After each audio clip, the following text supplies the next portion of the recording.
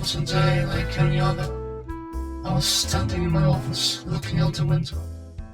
The sky was clear, the temperature was high. It felt like weather hadn't changed in months, but it didn't bother me. After all, I had many responsibilities I had to take care of. Who are you talking to? Can you stop interrupting my monologues? It's becoming highly annoying. So you were talking to yourself? Yes, and you're disturbing me. But I am supposed to be narrating the story. Not today. This time I'll be the narrator. Oh, well, I guess I just leave them. Finally. Hello. As I was saying, as a new self-proclaimed police chief, I had to manage the police station. But I was still a detective. That responsibility wasn't lifted from me. So I was waiting for the next case to solve. The waiting continued. I had already gone through the first half of the workday, and there had been no signs of interesting cases. So I chose the one from this morning. It was a simple theft of a necklace. Objective: find the stolen necklace and capture the culprit. The victim is still waiting at the crime scene. No point in wasting time.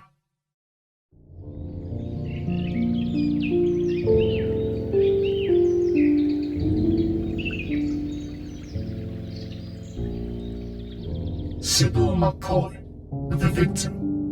She had a small party celebrating her promotion to advertisement manager. As a bonus, she was given a gift: a golden necklace with a pen toy, which was stolen during her party. She claimed the necklace was very important to her. It was supposed to be a symbol. A very expensive symbol. I started with questioning Sybil. Apparently, Sybil lived alone in that impressive house. The only other people in the house were her maid, Polly Foster, and her butler, Oliver Klein. Before the promotion, she was working as an advertisement specialist. Can she be trusted? I thought. Some people say it's honest work. Others claim it's not a noble profession. Arguably, she's a master of deceit. But who's noble these days? Her nobility remained in question for another reason. For someone in that profession, she seemed exceptionally affluent.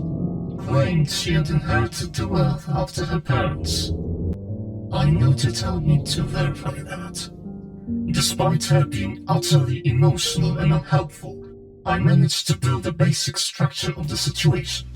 Sybil organized a party to celebrate her promotion. She invited her co-workers, Megan Keller and Judy Briggs, as well as her friends from high school years, Charlie Wood, Louis Russell, Ivy and Liam Well, who got married. The party was supposed to start at 7 p.m. on Sunday. The maid was not working that day, so the only people present before the party were Sybil and her butler.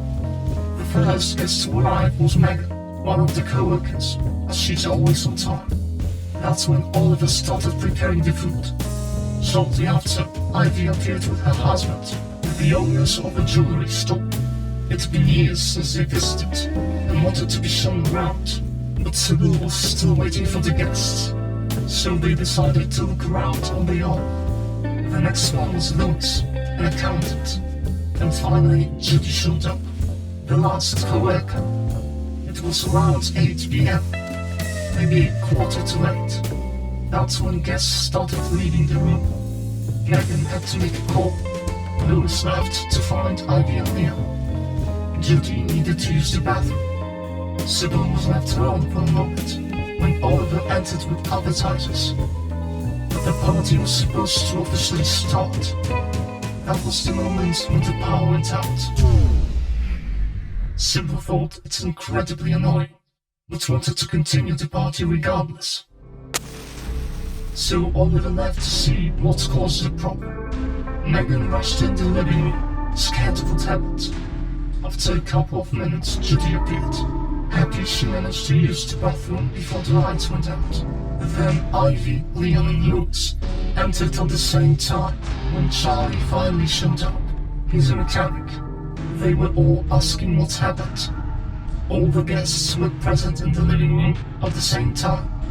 At around 9:30, they continued to party and started joking about the situation. Leon disappeared for a couple of minutes and brought his wife's phone because she left it in her coat. After 20 minutes, Charlie went to the bathroom. Another 10 minutes passed. Judy, Leon, and Ivy left to take a stroll. 5 more minutes and Charlie comes back. 5 to 10 minutes, Wallace came back. They brought some food from the kitchen. While they were eating, Judy entered the room. Sybil didn't remember how much time passed, but it couldn't be more than 15 minutes. They kept partying for another 15 minutes when the power was restored. Oliver appeared and the proper party started. For the rest of the meeting, everyone remained in the room. First person to leave was Charlie, at around half to midnight. He said he had to get up early to work. Judy said she also had needed some sleep, so she left at 1:45. 15 minutes after midnight, Megan realized how late it was, and she left. 10 minutes later, the couple left, since Leon's business associates had been waiting for a call. And finally, probably half an hour after midnight, Lewis decided it's time for him. Since he was the last guest, Oliver left a moment later. The next day, the maid Polly noticed the necklace missing while she was cleaning. 64% chance Sybil didn't skip any major details. Assuming, of course, she didn't want to. It would be logical to see the crime scene now. This is the place.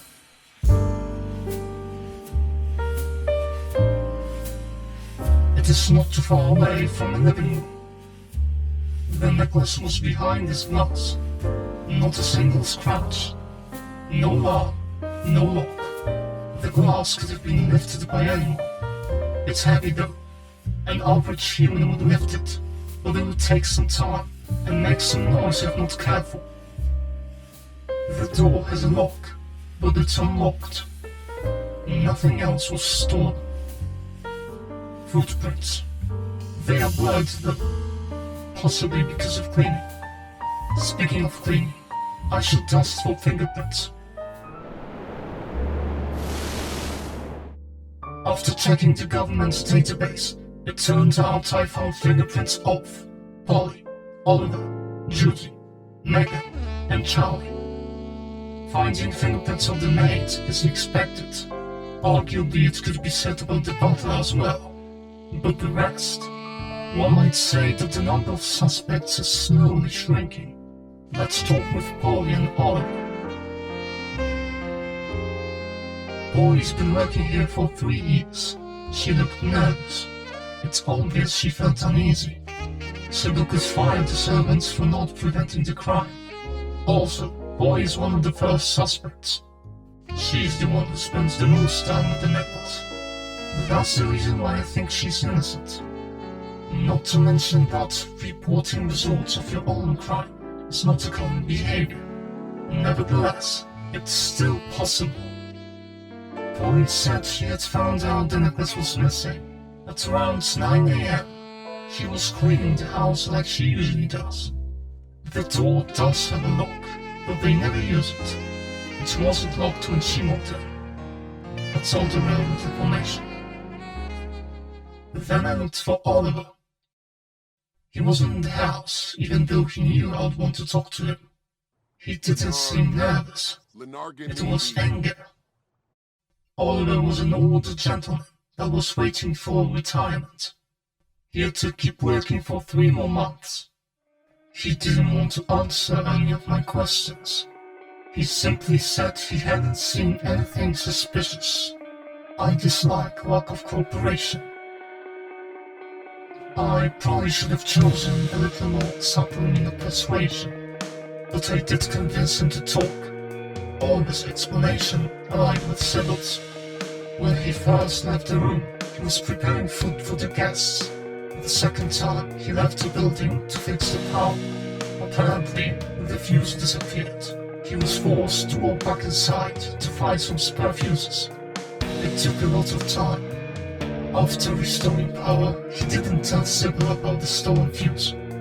He felt it was his fault, since he didn't lock the fuse box. I've learned more than I expected. I've also learned how long humans can survive without oxygen. I don't think he was the culprit, considering his lack of motive and the remaining time to retirement. But losing a potential source of information was a huge blunder. I can't allow myself to accidentally choke guests. I found only Oliver's fingerprints on the fuse box. There were 3 fuses inside. Oliver claimed that one was missing. The box was unlocked. It would be trivial to quickly come here and steal one. One could even use their own clothes as gloves. I think it's time to talk with the guests. First, I found Louis. He was wandering in the park. He looked visibly sad. A perfect state for an interrogation. He said the group had always been so cheerful, but the incident broke their spirit. Everything started deteriorating once Sybil got this promotion. A promotion Judy have always dreamed of. I was more interested in what he saw during the party. He said he'd been mostly focused on keeping Sybil's company. They talked about work, about books they'd read recently, and the good old days when they were teenagers. He remembers guests were leaving the room, but couldn't recall the exact order. Finally, I asked about the reason he left the room. It was pretty simple. He didn't like that how the guests went with Sybil. He wanted to convince the Wellers to stay with everyone. So he found them, started talking with them, and after the shutdown, they joined the rest. They started arguing later, but he couldn't do anything about it. It's time to pay the Wellers a visit. My officers found out they were at a local art gallery. Sadly, they didn't want to talk separately, but considering what's happened to Oliver, I decided to avoid violence and let them win. They arrived together and wanted to see the necklace. That was the main reason Ivy agreed to visit, since she and Sybil never liked each other. Ivy didn't want to stay in the same room with Sybil. They decided to walk around and see the rooms. When they were walking around, Ivy saw Megan walking out of the room with a smirk on her face, but she didn't think too much of it. It was the necklace room. Liam saw her too. After some time, Louis found her and tried to encourage them to join the party. Eventually, the lights went out. They went back. It was hard seeing in the darkness, so Leon left to find Ivy's phone, so she could use it as a torch. He saw Charlie quickly leaving her room. Then he joined the group. At some point, Ivy got mad at Sybil and left. Leon tried to find her and calm her down, and that was all. Liam saw Charlie, whose testimony is false. I also asked if Judy was with them the second time they left the living room. Liam said she went somewhere, but didn't pay attention to her. Ivy thinks it was Megan. Said she was almost as spiteful as Sybil. Liam disagrees though. He believes that most likely there's no culprit. Sybil tends to lose random items here and there. The necklace was precious, but no one would be stupid enough to steal it. Then I visited Megan. She was sitting alone, resting. Didn't mind me asking a few questions. She was the first guest. She didn't like it since she didn't know how to address Sybil after the promotion. She got more comfortable once other guests appeared. When that happened, she decided to call her parents. Her mother hadn't been too well, so she wanted to make sure everything was fine. She walked into the first room she saw. Shortly after the call, the lights went out, so she quickly joined Sybil. Nothing weird happened for the rest of the meeting. Then I mentioned her smirk. She got angry, claimed it had been a smile of relief since her mother was feeling alright. Was it that deceptive Judy? Don't believe a word she says, she exclaimed. I couldn't prove anything, so I ended the conversation. I left to interrogate Charlie.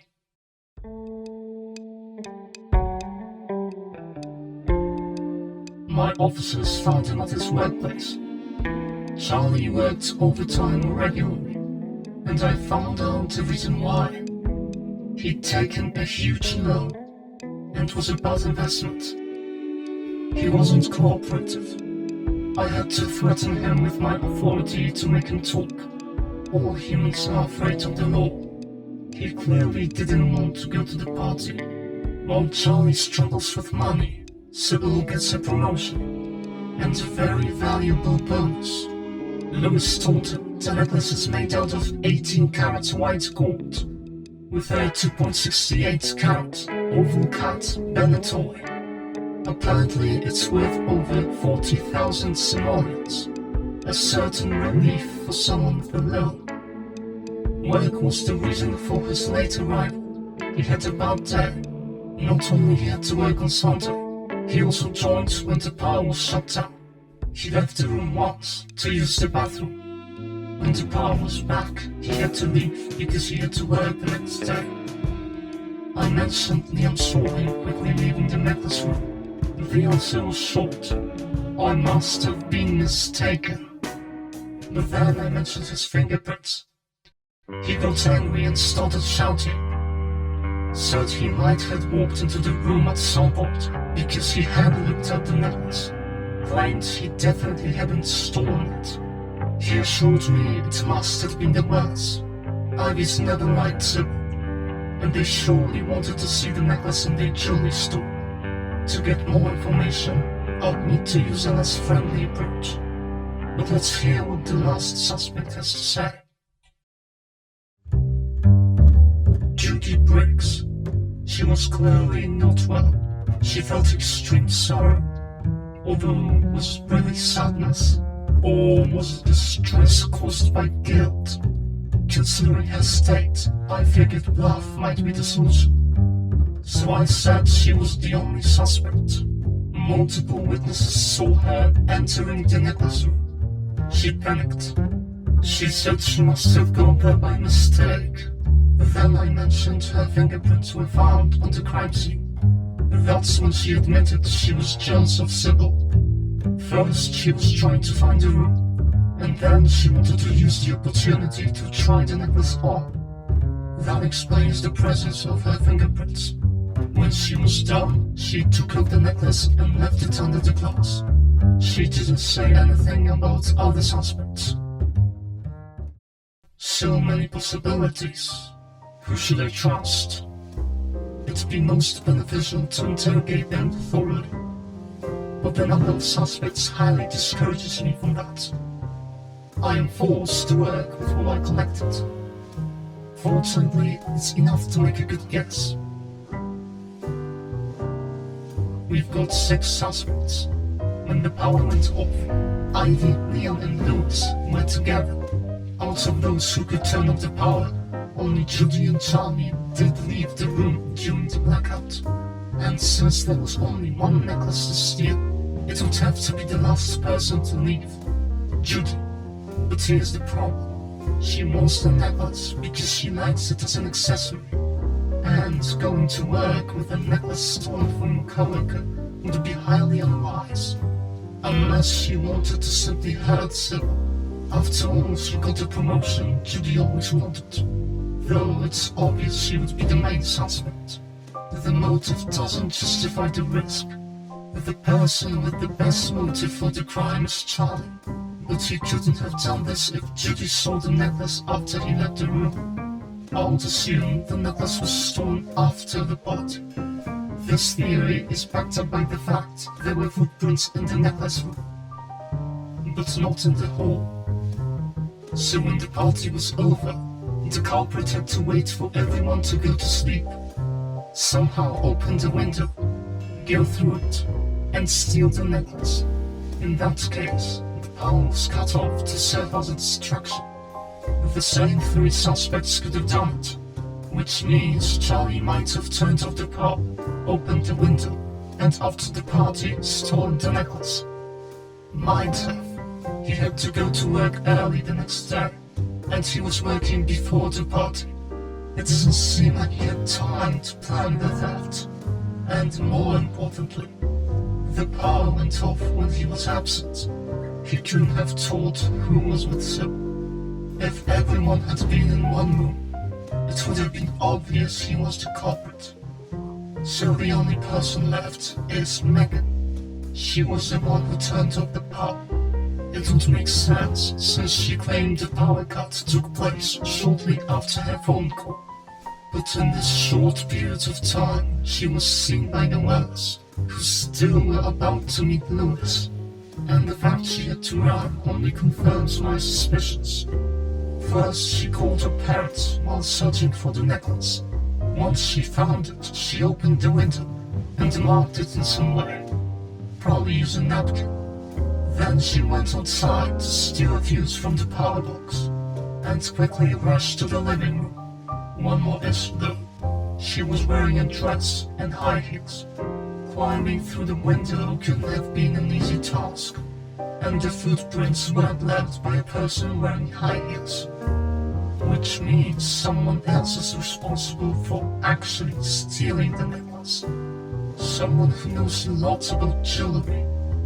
Someone who planned it ahead and was ready for multiple scenarios. Someone who wanted other guests to use the provided opportunity, who made sure he won't be suspected of using the opportunity himself. Lewis is the other culprit. He and Megan tried to make it look like they're innocent. Megan was responsible for opening the improvised entrance to the necklace room and creating the distraction. None of them used it in order to seem innocent. I assume he even expected Charlie to steal it. Then Lewis would have offered him a considerable amount of money for the necklace. After the party, Megan called Lewis and told him where the necklace was. He put on a pair of gloves he was hiding in his jacket, went through the window, and took what they were after. The window remained open until Paulie entered and started cleaning. Most likely closed it without thinking too much about it. My officers were ordered to capture both suspects, while I was searching their houses. Lewis's house was my main interest, particularly his basement. Lewis was keeping the necklace on display, along with many other pieces of jewellery. During interrogation, Megan revealed that Lewis paid her 25,000 simoleons for her help. She thought it had been easy money. I'm not sure how many of them were stolen, since I found out he did regularly buy everything with expensive gemstones. But I do not need to find it out. One of my officers will do it. For now, I can simply say that my job is done. Case evaluation. 1 victim, 8 suspects. 2 culprits. Found and imprisoned.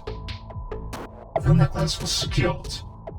Both objectives completed. Casualties. Oliver Klein. Suffocated. He would have worked for 3 more months. Lost about 5,250 simoleons in taxes.